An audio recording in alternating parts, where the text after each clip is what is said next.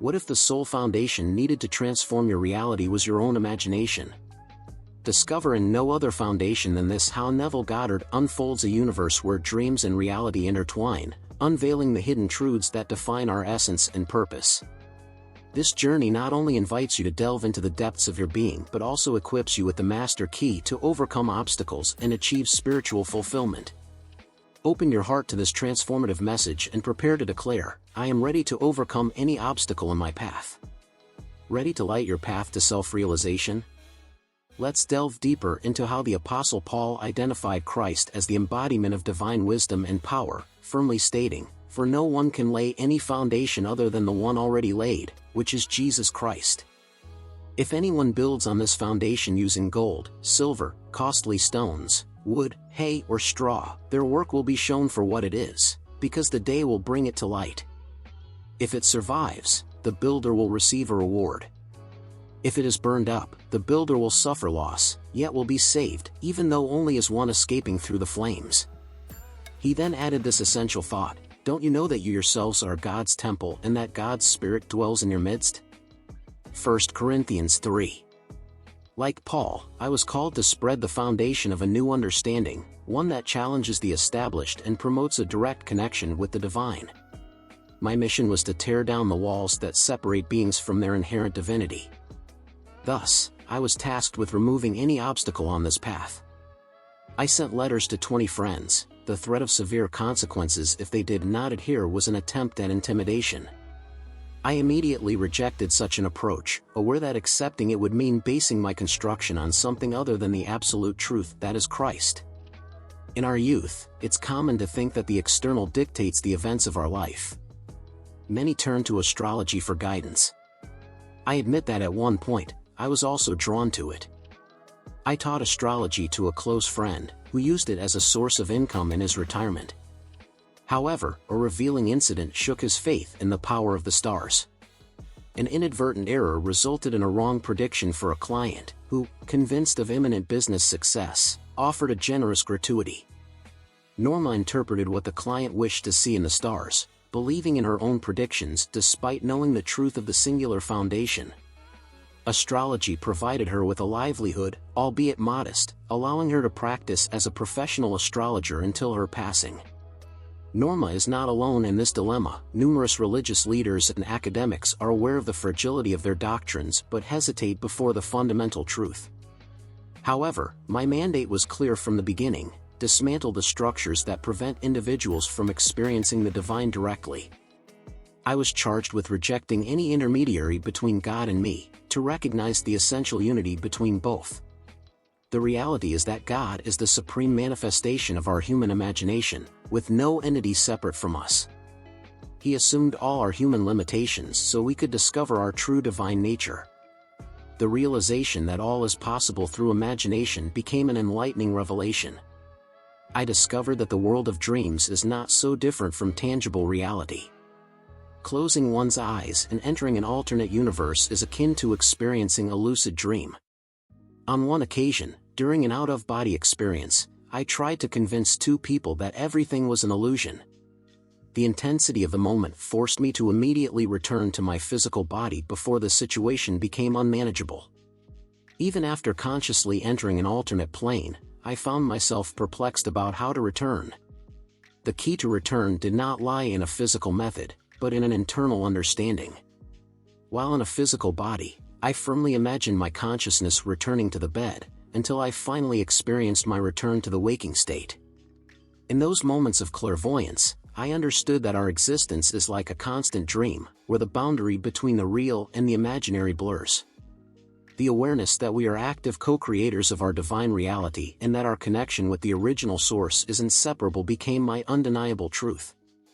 With this understanding, I share this message as a messenger of the same force that sent Paul, aware that I am never alone on my journey. The world I enter each night is as vivid and real as the one we inhabit.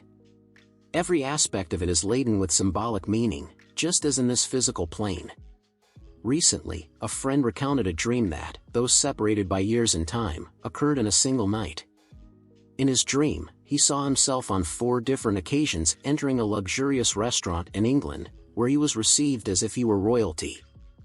Interestingly, in attempting to maintain a low profile, he was recognized by the maître, who announced him to the other diners, "It's him, the Lord." This experience transcends the notion of a common dream, it's a memory of an alternate reality that now needs to be interpreted on a deeper level. My friend has reached a point in his journey where the world of his dreams recognizes his inherent divinity. Only at the end of his path will the definitive confirmation of his true identity be revealed. I wish to share a message of utmost importance. Regardless of the role you play in this theater of existence, the essence lies in that you are destined to become the Lord. You may currently be playing the role of an antagonist, judge, prisoner, or leader. However, the day will come when you will awaken and understand that you are the Lord. When you reflect on your nightly dreams, they might seem like fleeting visions in an ethereal and shadowy world. However, if you were to awaken in that world, you would perceive its solidity and reality. Recognizing this duality is essential. If you had entered the hotel inadvertently, rather than consciously, you would have considered it a dream. For a conscious experience is undeniably real, while events that occur without our awareness seem ephemeral and fantastical. Yet, all illusions, though not recognized as such, are equally real, as the reality of a dream is not so far removed from the reality in which we live. Both are, in essence, a dream. It's crucial not to let anything stand between you and the fundamental foundation that Paul defines as the creative power of God and divine wisdom. Regardless of the circumstances that may arise, do not allow anyone to act as an intermediary between you and God, for God is the personification of your magnificent human imagination. Who else but yourself can lead you towards divinity? Every moment of your existence is an externalization of your thoughts, thus, it is essential to be mindful of what you think. Your thoughts will be put to the test, and if they prove to be robust, you will be rewarded. In this context, your imagination is the true crucible. However, if you are swayed into believing that your successes hinge on talismans, third parties, or religious practices without a genuine link to your divine essence, you are allowing something to stand between you and the fundamental base. Nothing should obstruct the path between you and your imagination, which embodies the essence of Christ. Trust that your imagination is the most solid and unchangeable foundation. There is no foundation beyond that established by Jesus Christ. Throughout history, humanity has attempted to construct alternative foundations through various beliefs and ideologies, yet none compares to Jesus Christ. He is the reflection of the I am within each of us, the incarnation of our magnificent human imagination. There is no other God besides him. Allow me to share a phase of my journey where I attempted to establish various foundations. I believed adhering to a specific diet was essential, and for 7 years, I followed a strict vegetarian regimen as if it were a divine decree. However, this commitment did not lead to significant progress. At that time, I did not understand that my choice for celibacy originated from the disillusionment of a failed first marriage. After the divorce, I committed to celibacy without being physically prepared for it, forgetting that I am a human being with all its complexities. The restrictive diet I adopted reinforced that decision. I recall, as a professional dancer, how I once requested a soup in a restaurant specifying it should contain no meat broth. Most establishments did not offer such an option, but I trusted the waiters and sometimes managed to get what I requested. However, just before traveling to Barbados, my friend AB made a revealing statement: "You might die, but it won't be from hunger." This statement materialized when I returned and freed myself from all the self-imposed restrictions of the past 7 years. AB saw it was time to break the chains that bound me. I hope you don't have to undergo a similar experience. The reality is that there is only one authentic foundation, and any other base, whether it be a diet or celibacy, is merely a construct of the human imagination. My friend Norma, for instance, was well aware that the symbols she interpreted held no inherent meaning. Yet, she couldn't abandon the source of income her clients provided. Among them were prominent members of the Metropolitan Opera. This shows that success in the artistic realm is not synonymous with wisdom. Even the most talented individuals can fall into illusions. I told Norma, though I no longer believe in astrology, I still trust my intuition. Tell me what the client wants to hear, and I'll show you how to interpret it in the charts to convince them. True persuasion, where does it reside if not in your imagination? Certainly not in the charts. My advice is not to seek externally for what you deeply desire. What you long for is already within you. You possess the power to convince yourself of any reality, and that conviction will manifest in your environment, whether as gold, the wisdom of revealed truth, silver, knowledge gained through experience, or precious stones, symbolizing altruistic and elevated thoughts. These elements will withstand any fire. When doubt assails you, choose to act with love. If you fear something bad is about to happen, discard that thought. There is no conspiracy against you, your community, or your country. Such belief lacks foundation in the scriptures. Causality comes from the mind of someone convinced of their limitations. There is no other cause, as the consciousness of the world is a reflection of yourself. You are not predestined to be wise or ignorant, rich or poor, it all depends on what you build upon the true foundation.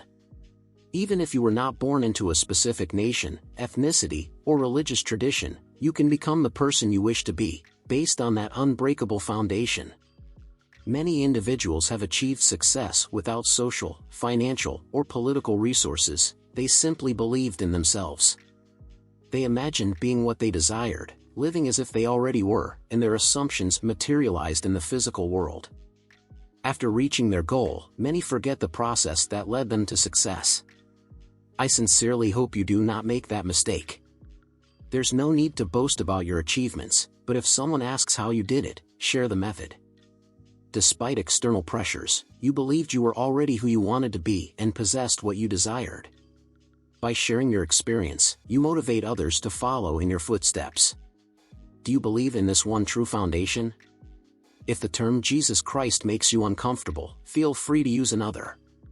Personally, I value that word for its profound meaning. Jesus Christ symbolizes the power and wisdom of God, manifested in your own grand imagination. I invite you to dare to assume you have already achieved your desire, even if you doubt how to attain it. You have that capability. If thousands or tens of thousands of people must play specific roles to materialize your assumption, so be it, consciously or unconsciously. Don't worry about how it will happen, simply assume you are already who you wish to be, and the universe will conspire in your favor. That is the essence of life. Live in a way that creates worthy memories, for any aspect of your past that does not withstand the test of fire will fade away. Build nobly, for you will face your past until you awaken to your true divine nature. Upon awakening to the glorious realization that you are the one speaking in the scriptures, you will be overwhelmed with indescribable emotion. From personal experience, I affirm that the Bible narrates your biography, and you are destined to live everything described there, as the being known as Jesus Christ. There was never another, it has always been you. You are the temple of God, and God's Spirit dwells within you. Your being is sacred, therefore, you must be God. How to reach this understanding? By freeing yourself from your illusions. Any foundation or belief other than faith in yourself is an illusion that must be overcome, for no one can lay any foundation other than the one already laid, which is Jesus Christ. And that being is you. Now, let us enter into the silence.